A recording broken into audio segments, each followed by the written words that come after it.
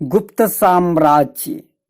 मौर्यों के पतन के पश्चात भारत में राजनीतिक विघटन का दौर आरंभ हुआ तथा अनेक छोटी छोटी शक्तियों तथा नए शासक घरानों के उदय का मार्ग प्रशस्त हुआ।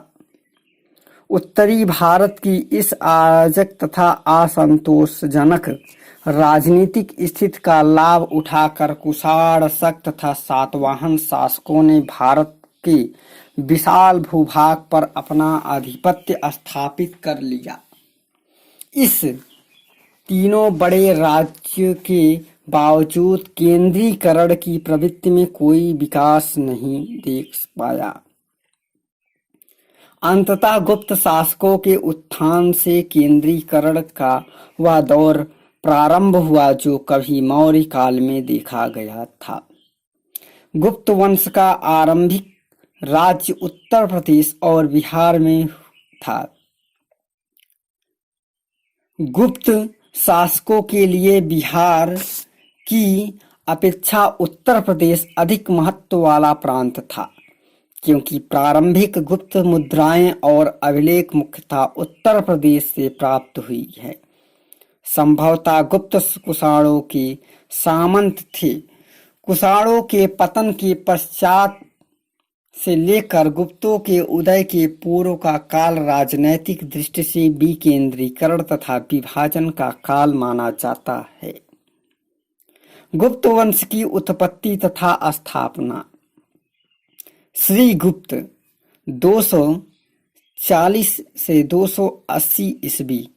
श्री गुप्त ने 275 ईस्वी से गुप्त राजवंश की स्थापना की। इसे महाराज गुप्त की कहा जाता है। इसका कोई भी लेख अथवा सिक्का नहीं मिलता। श्री गुप्त का शासनकाल 240 ईस्वी से 280 ईस्वी तक रहा। चीनी यात्री सिंह के अनुसार श्री गुप्त ने मृगशिखावान में चीनी पुरोहितों के लिए एक मंदिर चीन का मंदिर बनवाया था।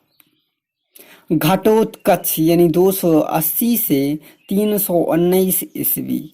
लगभग 280 ईस्वी से श्री गुप्त ने अपने पुत्र घटोत्कच को अपना उत्तराधिकारी बनाया।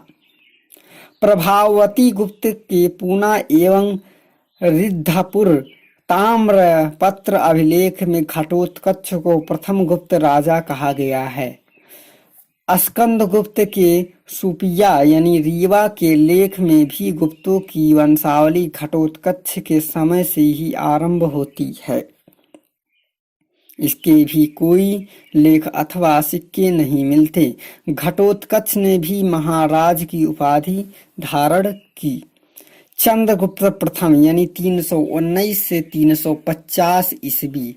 घटोत्कच का उत्तराधिकारी चंद्रगुप्त प्रथम गुप्त वंश का प्रथम प्रतापी राजा था। महाराजाधिराज की उपाधि धारण करने वाला वह पहला गुप्त शासक था। संभवतः लिच्छवी राजकुमारी कुमार देवी के साथ विवाह के बाद चंद्रगुप्त प्रथम ने यह उपाधि धारण की थी। इस विवाह से उसकी शक्ति और प्रतिष्ठा में विशेष वृद्धि हुई। सन 1887 में डॉक्टर फ्लीट ने यह तर्क प्रस्तुत किया है कि चंद्रगुप्त प्रथम ही 319 से 320 ईस्वी में आरंभ होने वाले संवत यानी गुप्त संवत का संस्थापक था। उसने 335 ईस्वी तक राज्य किया तथा समुद्रगुप्त को अपना उत्तराधिकारी नियुक्त किया। समुद्रगुप्त। इलाहाबाद स्तंभ अभिलेख के प्रारंभिक भाग यानी पद्य के चौथे श्लोक में बताया गया है कि समुद्रगुप्त को उसके पिता ने उत्तराधिकारी मनोनीत किया। कई सिक्कों पर कांच का नाम मिलता है। एलन के अनुसार सम्राट का वास्तविक नाम कांच था और अपनी विजयों के संकेत में उसने समुद्रगुप्त नाम धारण किया। समुद्रगुप्त का दरबारी कवि हरिसेठ था, जिसने इलाहाबाद के प्रशस्ति लेख में समुद्रगुप्त की विजयों का वर्णन किया है। यह अभिलेख के दक्षिण विजय से लौटने के पश्चात तथा अश्वमेध यज्ञ करने से पहले विधिवत या निश्चित की गई, क्योंकि इसमें अश्वमेध यज्ञ का वर्णन नहीं है, जिसका कोई सिक्कों और अभिलेखों में वर्णन है। समुद्रगुप्त ने अश्वमेध यज्ञ की भी करवाया। उसने 6 प्रकार के स्वर्ण मुद्राएं गरुड़, धनुर्धर, परशु, अश्वमेध, व्याघ्रहंता एवं वीणा वादन जारी करवाया। गरुड़ मुद्राएं सर्वाधिक लोकप्रिय थी। सिक्कों पर उसने व्याघ्र, पराक्रम, अत्यारिथ या पराक्रम आदि विराट धारण किए। डॉक्टर वी स्मिथ ने उसे भारतीय नेपोलियन की उपाधि प्रदान की, क्योंकि वह अपनी विजयों के लिए प्रसिद्ध था। उसने धरणीबंध पृथ्वी की बध सर्वारोजोक्षिता विरुद्ध का प्रयोग किया। इलाहाबाद स्तंभ अभिलेख में समुद्रगुप्त के अभियानों को 4 श्रेणियों में विभाजित किया गया है। पहली श्रेणी में दक्षिण के 12 राजाओं के विरुद्ध अभियान है। इन्हें समुद्रगुप्त ने जीता, लेकिन बाद में उन्हें स्वतंत्र कर दिया। इसे ही धर्म विजयी नीति कहा गया है। दक्षिण के 12 शासक। कौशल शासक महेंद्र, महाकांतर का व्याघ्रराज, कौशल का मंतराज, बिष्टपुर का महेंद्रगिरी, कोट्टूर का स्वामीदत्त, बीजीघाटम का दमन और कांची का विष्णुगुप्त, अवमुक्त का नीलराज, बेंगी का हस्तिवर्मन और पल्लक का उग्रसेन और देवराष्ट्र का कुबेर और कुस्थलपुर का धनंजय। दूसरी श्रेणी में आर्यावर्त के 9 राजाओं के नाम हैं और उसके साथ कुछ अन्य राजा भी हैं जिनके नाम नहीं दिए गए हैं। समुद्रगुप्त ने इन्हें पूर्णतः उखाड़ फेंका। इस नीति को प्रशस्ति में प्रसाभोद्धारक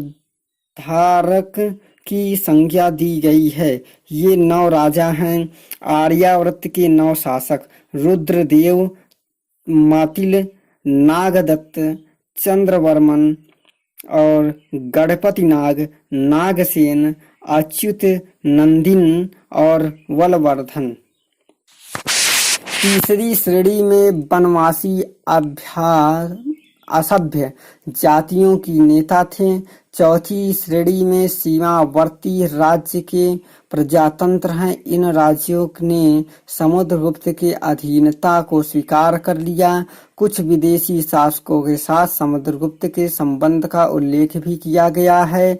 एक चीनी स्रोत से प्रमाण मिलता है कि समुद्रगुप्त श्रीलंका के राजा मेघवर्मन से समुद्रगुप्त से गया के एक बुद्ध मंदिर बनवाने की अनुमति मांगी।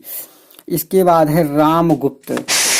धार के राजा भोज द्वारा लिखित सिंगार रूपम में ऐतिहासिक नाटक देवी चंद्रगुप्तम के उदाहरण वाड़ के हर्षचरित राष्ट्रकूट राजा अमोघवर्मन प्रथम के 871 ईस्वी में संजन पात्रों आदि में विवरण है कि रामगुप्त ने शक राजा से पराजित होकर अपनी प्रजा की रक्षा हेतु अपनी पत्नी ध्रुव देवी को शक राजा को देना स्वीकार किया, मगर उसके छोटे भाई चंद्रगुप्त ने ध्रुव देवी के वेश में शक राजा का वध कर दिया। बाद में रामगुप्त का भी वध करके राज सिंहासन पर अधिकार कर लिया। उसने रामगुप्त की विधवा ध्रुव देवी से विवाह किया। उसी ही चंद्रगुप्त द्वितीय बताया गया है। चंद्रगुप्त द्वितीय 375 से 415 ईस्वी। चंद्रगुप्त द्वितीय ने अपने पुत्री प्रभावती का विवाह वाकाटक नरेश रुद्रसेन से किया। रुद्रसेन की मृत्यु के बाद चंद्रगुप्त ने अप्रत्यक्ष रूप से वाकाटक राज्य को अपने राज्य में मिलाकर उज्जैन को अपनी दूसरी राजधानी बनाया।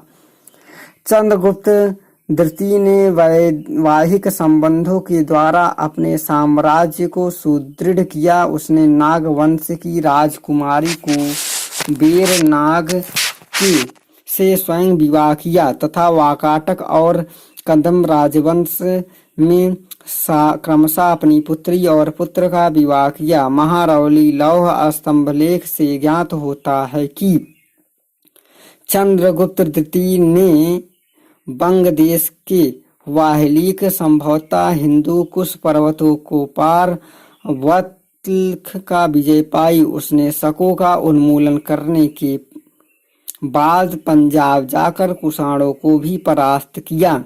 इसी के वाहलिक विजय की संज्ञा दी गई है। उसकी सबसे बड़ी सैनिक सफलता यह थी कि उसने साम्राज्य को अरब सागर तक बढ़ाया तथा सौराष्ट्र या काठियावाड़ प्रायद्वीप को विजित किया।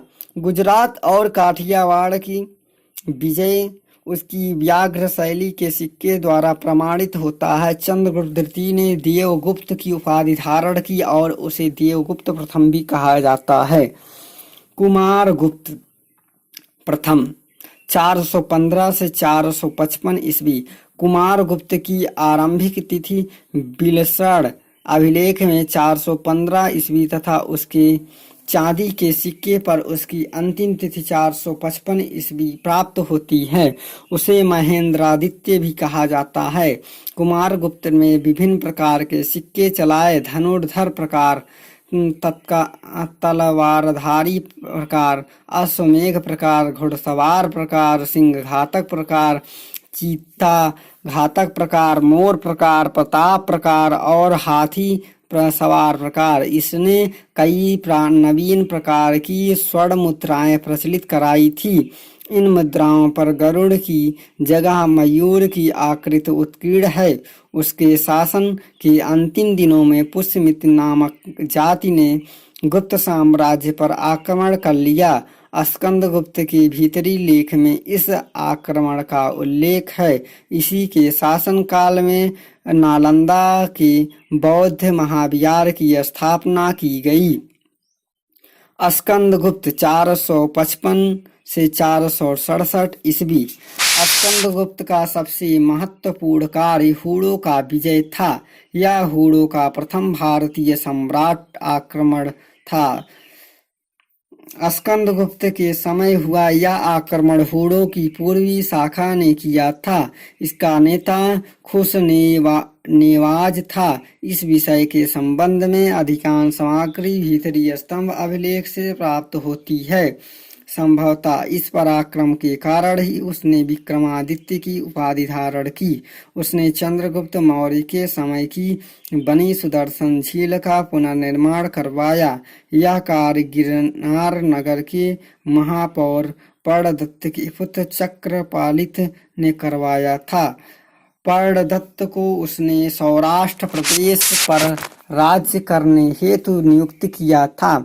स्कंदगुप्त ने स्वर्वनाग को अंतर्वेदी, गंगा दुआब का विषयपति और भीमवर्मा की कौशल प्रदेश का अधिकारी नियुक्त किया।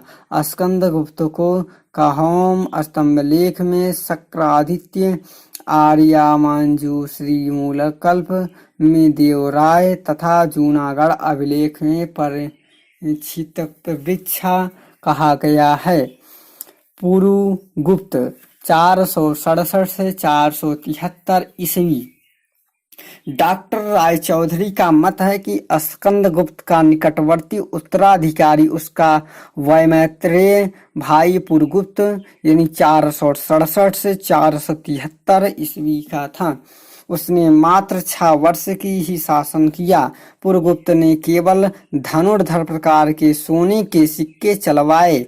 वह बौद्ध प्रचारक वासुबंधु से भी संबंधित प्रतीत होता है, जिसे उसने अपनी रानियों का युवराज बालादित्य का गुरु नियुक्त किया था। उसके राज्य में गुप्त साम्राज्य का ह्रास हुआ।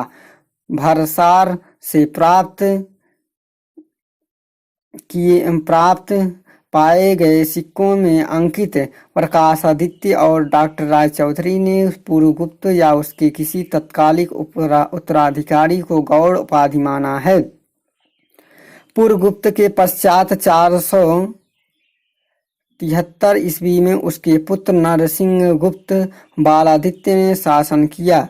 उसके पश्चात कुमारगुप्त द्वितीय ने 473 से 476 ईस्वी तक शासन किया। बुद्धगुप्त ने 477 ईस्वी तक शासन किया। उसके चांदी के सिक्कों पर उसके नाम के साथ उसकी उपाधि अवनीपति दी गई है।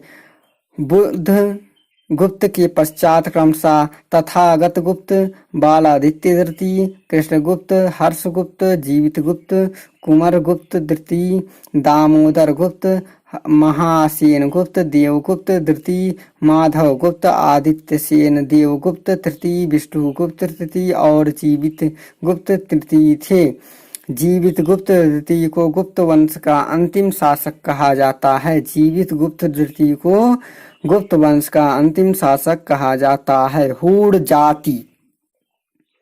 चीनी यात्री यून या फेंगसांग, जिसने 515 से 520 ईस्वी के बीच भारत की यात्रा की थी, ने तिगिन को हूणों का प्रथम राजा माना है। हूणों का महत्वपूर्ण शासक तोरमाड़ था। इसका भारत के मध्यवर्ती भाग तक अधिकार था। तोरमाड़ के अधीन गुप्तों की सत्ता को बहुत आघात पहुंचा। तोरमाड़ का पुत्र मिहिरकुल था। मंदस और अभिलेख के अनुसार लगभग 552 ईस्वी में मिहिरकुल को यशोधर्मन ने पराजित किया। फेनसांग के अनुसार पराजित होने के बाद उसने कश्मीर में आश्रय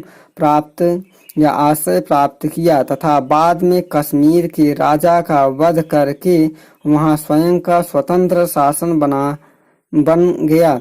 बौद्ध साहित्य में हूण शासकों को बुद्ध का विरोधी बताया गया है। प्रतीत होता है कि मिहिरकुल की पराजय के साथ भारत में हूणों की प्रभुत्व समाप्त हो गई। छोटे छोटे हूण सरदार पंजाब तथा उत्तरी पश्चिम भारत में राज्य करने लगे। हूणों का भारत के इतिहास में बहुत महत्वपूर्ण रहा है।